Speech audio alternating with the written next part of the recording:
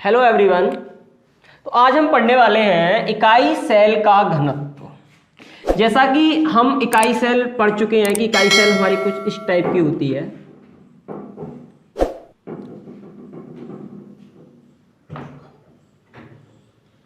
ये हमारी इकाई सेल है और इस इकाई सेल का घनत्व क्या होता है, ठीक है, हम वो पढ़ने वाले हैं। तो देखो, हम जो मानते हैं कि इकाई सेल के जो घन की कोर की लंबाई है वो a है, ठीक है। तो देखो, इकाई जैसे घनत्व हम सिंपल जैसे देखते हैं कि घनत्व वैसे क्या होता है।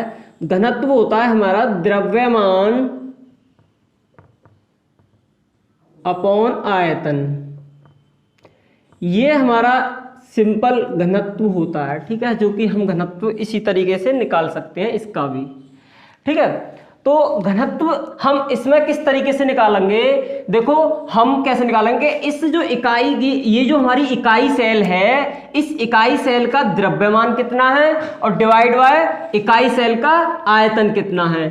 तो देखो, आयतन तो हम निकाल लेंगे कि हमारी घन की जो कोर है वो a है, तो आयतन तो हमारा निकल के आ जाएगा a का क्यूब, ठीक है। और हम जब द्रव्यमान फाइंड करेंगे, द्रव्यमान कैसे निकालेंगे कि हम ये देखेंगे कि इसमें कितने हमारे ऐसा समझ के चलो कि जैसे कि हमारे यहाँ पे होते हैं जालक बिंदु या कण, तो इन कणों के द्वारा ये इकाई सेल बनी हुई है, ठीक है। तो हम क्या करेंगे कि इन कणों के द्वारा इन कणों का कितना द्रव्यमान है, ठीक है, उसको हम यहां रख दें और डिवाइड कर दें आयतन से, तो क्या निकल आएगा, घनत्व। अब सबसे पहले हमको ये देखना होगा कि इस वाली, जैसे हमारे पास हमने पढ़ी थी कि हमारे पास जो इकाई सेल होती हैं वो एससीसी के केस में और बीसीसी के केस में और एफसीसी के केस में कितनी कितनी होती है, उसमें जो अणु होते हैं वो कितने कितने होते हैं।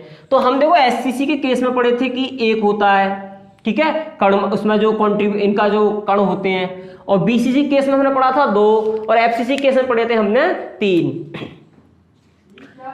सॉरी एफसीसी केस में पढ़ा था हमने 4। अब वो क्या है, तो इसकी हम डेफिनेशन लिखते हैं और फिर उसके बाद इसका फॉर्मूला ड्राइव करते हैं, ठीक है।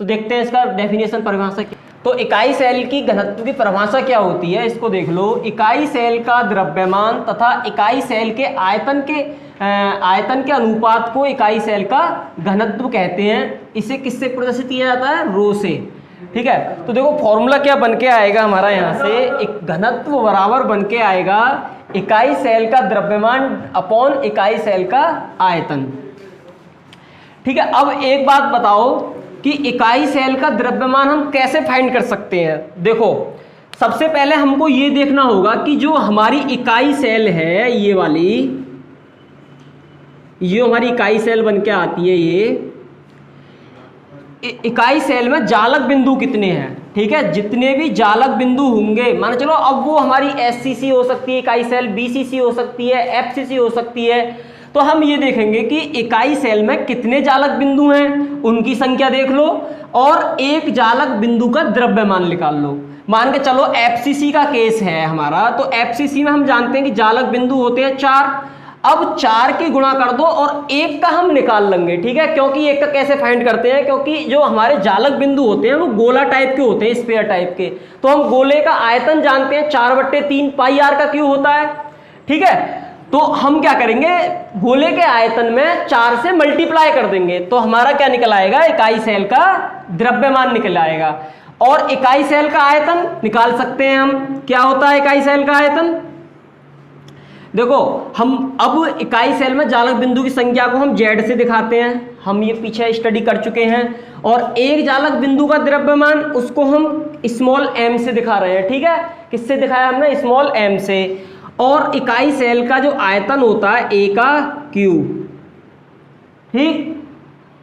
अच्छा, ये नहीं दिख रहा हो तो मैं इसका फॉर्मूला यहां से रफ करता हूं और यहां लिख देता हूं, ठीक है। ये तो रो बराबर हमारा ये निकल के आया। इस वाले का फॉर्मूला यहां देख लेना कि रो इक्वल निकलेगा आपका, इकाई सेल में जालक बिंदु की संख्या जेड से दिखाते हैं और एक जालक बिंदु का द्रव्यमान हम स्मॉल m से दिखाएंगे और डिवाइड बाय a का क्यूब।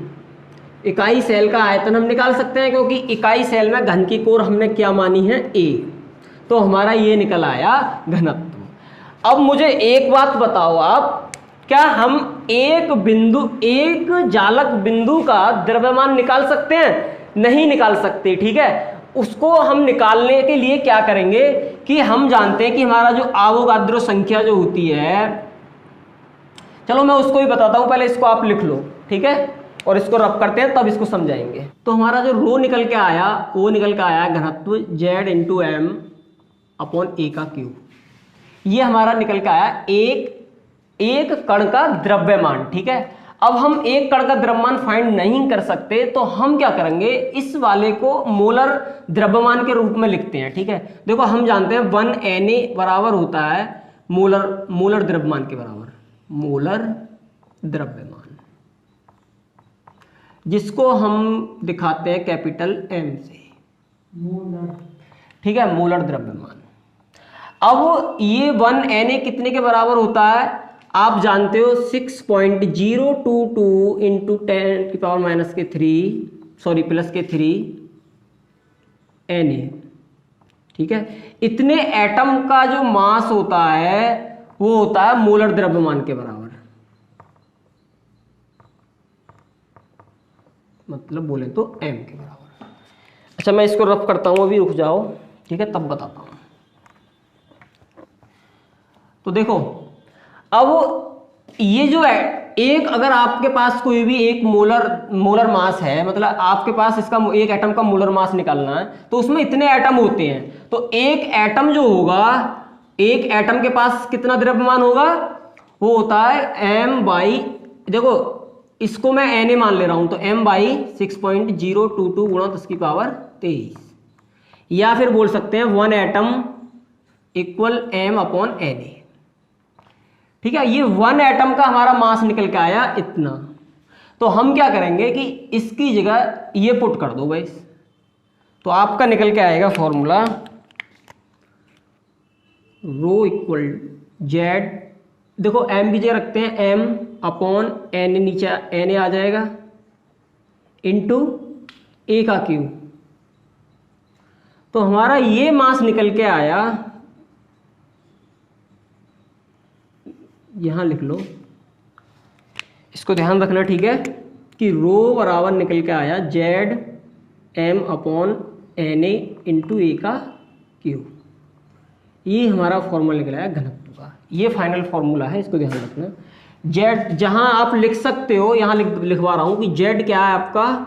जालक बिंदुओं की संख्या, जालक बिंदुओं की संख्या। m क्या है आपका? मोलर द्रव्यमान, मोलर द्रव्यमान। और Na क्या है? Na की वैल्यू लिख लो 6.022 गुणा 10⁻23। और A क्या है आपके? घन के कोर की लंबाई, घन के कोर की लंबाई, ठीक है। तो इसके ऊपर आपका न्यूमेरिकल भी बन सकता है और मतलब पूछ भी सकता है कि इकाई सेल का घनत्व तो क्या होता है। तो इसको अच्छे से कर लेना, और आज के लिए इतना ही काफ़ी। मिलते हैं नेक्स्ट वीडियो में। Okay bye.